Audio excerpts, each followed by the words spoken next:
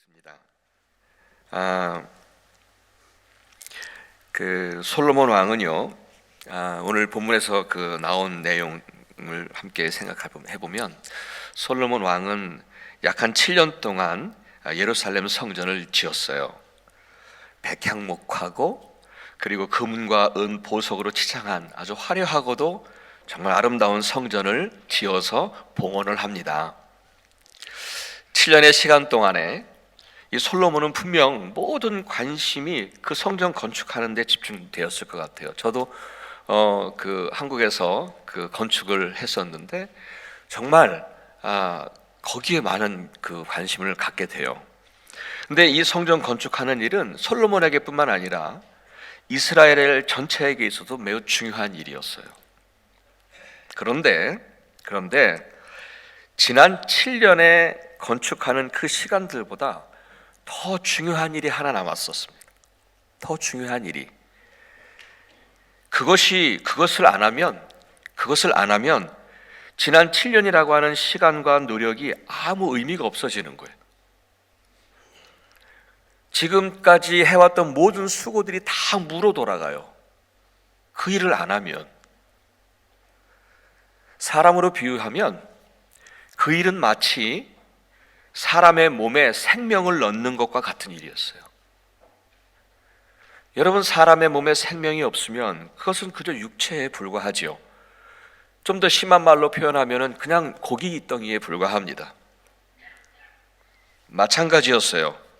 솔로몬은 성전을 정말 아름답고 화려하게 완공을 한 후에 바로 그 중요한 일을 해야 했어요.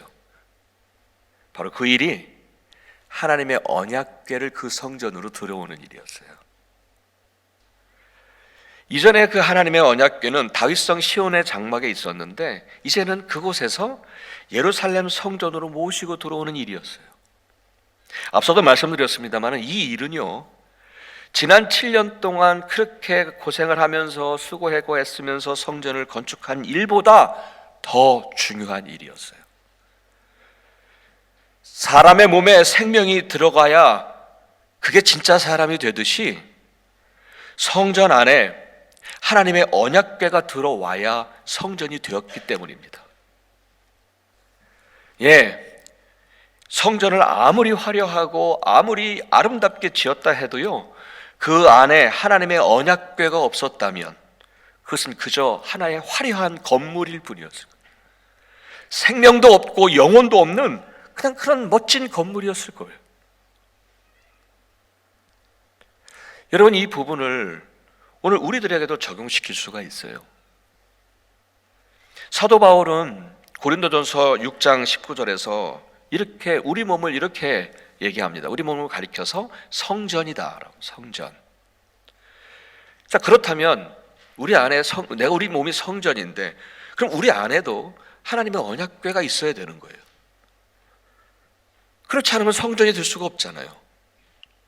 그렇다면은 우리 안에 있어야 하는 언약궤라는 게, 하나님의 언약궤라는 게 도대체 무엇인가, 무엇을 의미하는 건가? 오늘 그것에 대해서 두 가지로 말씀을 드리려고 그래요. 하나는 뭐냐면 하나님의 언약궤라고 하는 것은 곧 하나님의 말씀을 의미하잖아요.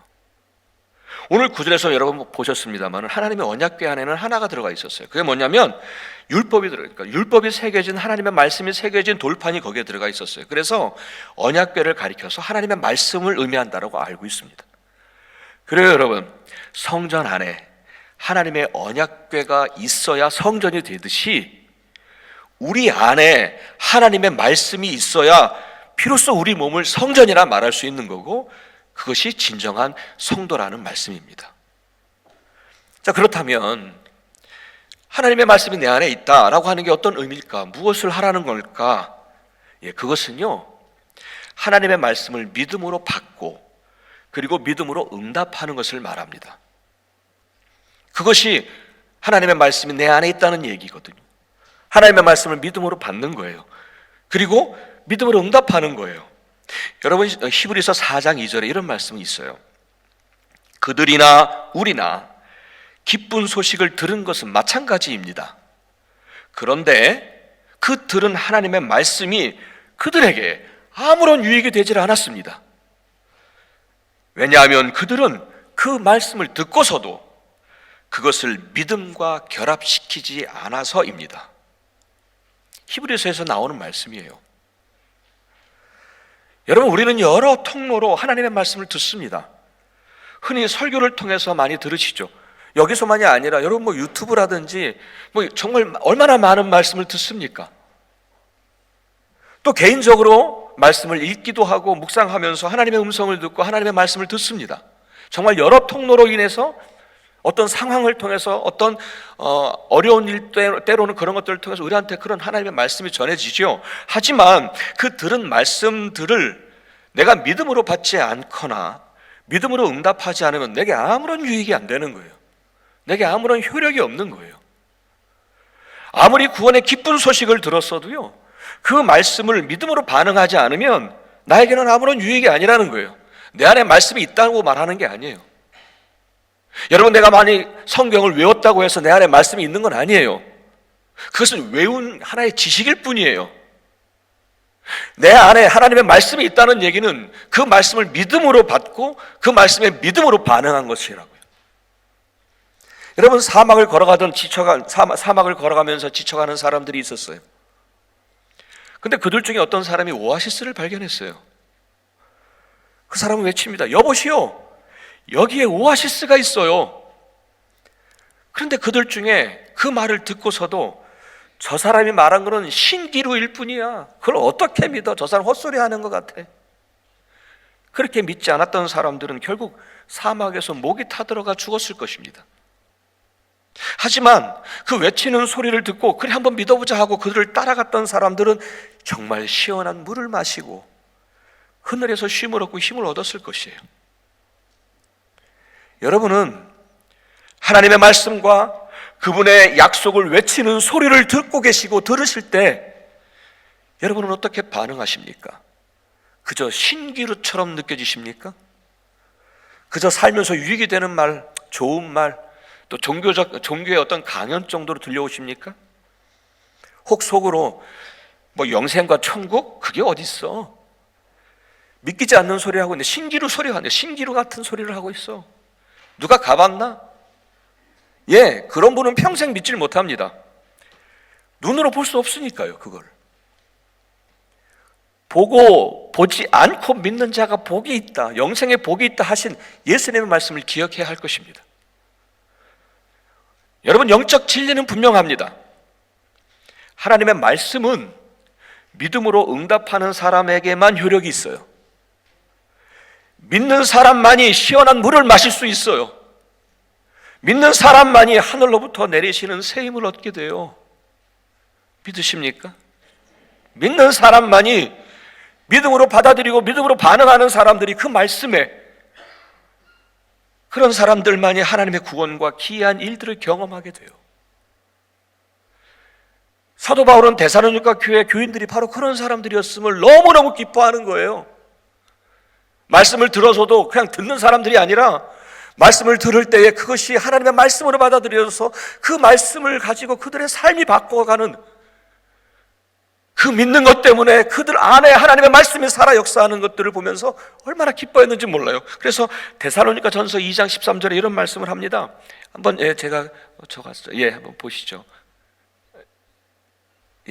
제가 읽어드리겠습니다. 우리가 하나님께 끊임없이 감사하는 것은 여러분이 우리에게서 하나님의 말씀을 받을 때에 사람의 말로 받아들이지 아니하고 실제 그대로 하나님의 말씀으로 받아들였기 때문입니다. 그래서 이 하나님의 말씀은 또한 신도 여러분 가운데서 살아 움직이고 있습니다. 믿으십니까? 데살로니가 교회 교인들이 그렇게 그들 안에 하나님의 말씀이 있었던 거예요. 하나님의 언약궤가 있었다는 얘기죠. 사랑하는 여러분, 그래서 성경을 가리켜서 이렇게 표현합니다. 성경을요, 말씀하시는 하나님이라고 표현해요. 성경 속의 말씀을 그대로, 실제 그대로 하나님의 말씀으로 받아들고 믿음으로 응답할 때 그 말씀이 내 영혼의 역사가 되는 거예요. 구원의 능력이 되고 살아서 역사하는 능력이 되는 거예요. 이번 다승달에 전하나 신통독 신학승부에 시작했습니다. 여러분이 다원에서 성경을 독학을 강지 분량이 있으니요. 이런 신학승독을 통해 좀더 신앙 그 성경에 가까이 하고 역사의 훈련의 기회가 있었겠다 생각이 듭니다. 나에게는 많은 분들이 함께해서 정말 여러분 우리 교회도요 건물이 예배면 뭐합니까? 여기 안에 하나님의 언약궤가 있어야 성이요.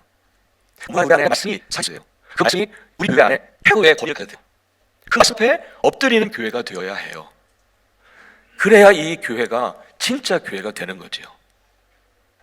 그래서 저는 우리 교회가 정말 말씀으로 돌아가는 진정한 부흥이 우리 교회와 또 우리 스스로에게 막 시작되는 그런 기회가 됐으면 좋겠습니다. 아멘. 내 안에 하나님의 말씀이 있는 바로 그런 성도들이 되시기를 주의 이름으로 축복합니다.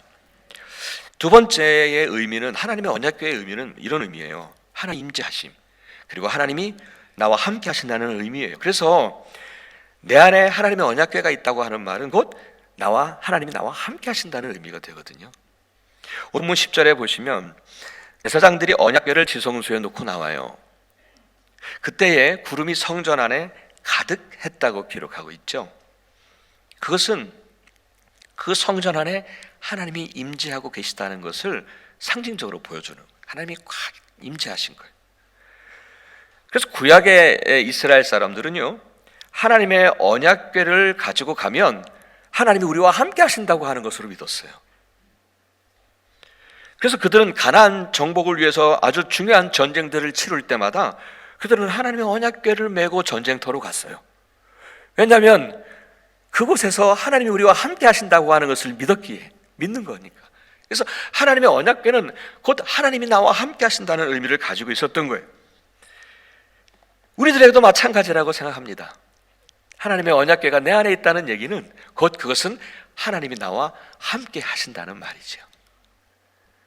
여러분 정말 하나님이 나와 함께 하심을 믿으십니까? 일부 시간에는 좀 더 아멘이 컸더라고요. 정말 하나님이 나와 함께 하십니다. 그러면요, 내가 나락에 떨어져 있는 상황에서나 내가 내 삶의 아주 높은 곳에 있었을 때나 관계없습니다. 그분이 함께 하시기 때문에 내 삶에서 그분이 나와 함께 하셔서 구체적으로, 여러분 개념적으로 믿지 마세요. 개념적으로 믿지 마세요. 그는 개념에 불과합니다. 내 삶에 그분이 살아 역사하신다고 믿었는데 왜 그분을 경험하지 못하십니까? 왜 그분과 함께 하지 못하십니까? 구체적으로 그분의 기이한 능력과 그분의 인도하심을 경험하면서 하십시오. 여러분 다윗은 그런 고백하잖아요. 여러분 너무너무 좋아하는 말씀 23편, 여호와는 나의 목자가 되시니 내게 부족함이 없습니다. 내가 사망의 음침한 골짜기를 지날 때에도 내가 해받을 것을 두려워하지 않아요. 왜냐하면 주께서 나와 함께 하심이라. 하나님이 나의 목자가 되셔서 나와 늘 함께 하신다는 것은요, 정말 놀라운 은혜예요. 놀라운 은혜예요. 여러분 그 은혜를 경험하시고 그 은혜 가운데 삶을 사시기를 축복합니다. 그분은 살아계세요. 목석과 같이 어느 한 곳에 턱 그냥 남겨져 있는 세워져 있는 우상이 아니시라고요. 그분은 살아서 우리와 함께 동행하신다고요. 그 하나님을 우리가 경험하며 살 수 있어요. 이렇게 다윗처럼. 오늘 읽으시는 5절 말씀을 보시면요, 제사장들이 하나님의 언약궤를 가지고 이제는 성전 안에 들어올 때에 그곳에 모여있던 이스라엘 백성들이 하나님께 셀 수 없을 정도로, 기록할 수 없을 정도로 그렇게 수많은 양들하고 소들을 잡았어요. 하나님 앞에 드렸어요. 무슨 얘기예요? 그들의 기쁨이 그만큼 컸던 거예요. 그만큼 기뻤던 거예요. 왜 그래도 기뻤을까요? 이전에 다윗도 그랬죠. 하나님의 언약궤를 다윗성으로 옮겨올 때도 그랬어요. 힘을 다해 춤을 췄어요. 왜 그래도 기뻤을까요? 그 언약궤에서 금이 나왔나요? 그 언약궤에서 거기 함께 있는 사람들에게 뭐 명예를 주었나요? 엄청난 부를 주었나요? 아니요. 그들은 그저 하나님이 우리와 함께 하는 것만 가지고도 기쁘고 감사했던 거예요. 여러분 한번 상상해 보세요. 아버지가 어린 아들을 꼭 품에 안으면서, 야, 아빠가 있잖아. 그 말씀 해주시는 아버지의 음성을 들을 때 얼마나 좋을까요? 그리고 삶이 힘겹고 어려운데, 그래서 걱정과 염려로 그럴 때 하나님 앞에 엎드렸는데 그냥 그 마음 가운데 누구누구야, 내가 너와 함께 하고 있어, 이런 하나님의 음성이 들려진다면, 이런 하나님의 마음, 하나님께서 그런 마음을 주신다면 내 영혼 깊은 곳에서부터 이해할 수 없는 평안이, 기쁨이 솟아나지 않겠습니까? 아멘. 그래서 요한 웨슬리 목사님, 우리 그 감리교를 시작하신 요한 웨슬리 목사님은 그랬잖아요. 죽기 전에 그런 말을 남겼잖아요. 내게 가장 좋은 것은 하나님이 나와 함께 하신 것입니다. 오래전에 그 김경태라고 하는 PD가 계셨대요. 그분은 그 유명한 그 옛날 웃으면 복이 와요. 그 웃으면 복이 와요는 저도 봤어요. 그런데 김경태라는 분은 저는 몰랐어요. 근데 그 프로그램을 만드신 분이에요. 근데 그분은 정말 신실한 장로님이셨는데 그가 간암으로 비교적 이른 나이에 60세에 세상을 떠나셨습니다. 근데 죽음을 앞둔 그 김경태 장로님은 이렇게 말을 했다고 하죠. 나에게 항상 선하신 하나님이시기 때문에 오늘 내가 죽는 것도 내게는 가장 복된 일입니다. 이렇게 고백을 했대요. 그렇게 죽음을 오히려 감사로 받아들이신 거예요. 그래서 장례식 순서도 본인이 다 짜고, 그리고 상복을 절대로 입지 말라고 유언을 하고, 그리고 나서는 그분은 하나님께 영광 하고 그리고 돌아가셨답니다. 여러분, 이런 모습이 하나님이 함께하는 자들의 모습 아닌가요? 이런 모습이 하나님의 임재 가운데 살아가는 사람 모습 아닌가요? 죽음 앞에서도, 아니 죽음과 같은 삶의 고통 앞에서도 이렇게 담대하게 하나님을 찬양하고 감사하는 이들, 바로 그들이 진정한 성도입니다. 하영조 목사님은요, 이렇게 설교를 하셨어요. 주님과 함께 한다는 것은 함께 하심을 믿는 것입니다. 지금 그렇게 믿어보시기 바랍니다. 믿어져서 느껴지시기를 바랍니다. 이렇게 설교를 했어요. 저도 한번 여러분께 그렇게 말씀드리고 싶어요. 여러분, 주님과 함께 한다는 것은요, 함께 하심을 내가 믿는 거예요. 여러분, 그렇게 믿어보시기를 바랍니다. 믿어져서 느껴지시기를 바랍니다. 이것이 내 삶에 하나님의 언약궤가 있다는 의미가 되겠습니다. 사랑하는 여러분, 이제 말씀을 정리합니다. 하나님의 언약궤가 예루살렘 성전에 있어야 진정한 성전이 되었던 것처럼 저와 여러분 안에도 하나님의 언약궤가 있어야 합니다. 여러분 안에 하나님의 언약궤가 있으십니까? 하나님의 말씀이 있으신지요?